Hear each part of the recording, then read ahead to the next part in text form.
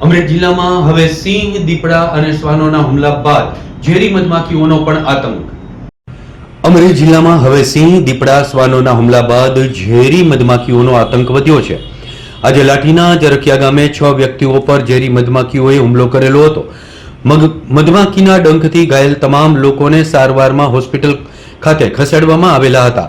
અમરેલી જિલ્લામાં વન્ય પ્રાણીઓના હુમલાઓની ઘટનાની સાથે સાથે શ્વાનોના અને ઝેરી મધમાખીઓના હુમલાની ઘટનાઓ પણ બની રહી છે.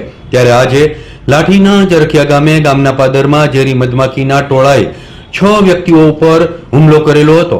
મધમાખીના હુમલાથી ડઘાઈ ગયેલા ઈજાગ્રસ્તોએ રાડારાડ કરી મૂકેલી હતી અને બચવાના ઘણા પ્રયત્નો કરવા છતાં મધમાખીઓએ દંશ દેતા ઘાયલ અવસ્થામાં ઈજાગ્રસ્તોને લાઠી સિવિલમાં દાખલ કરવામાં આવેલા હતા.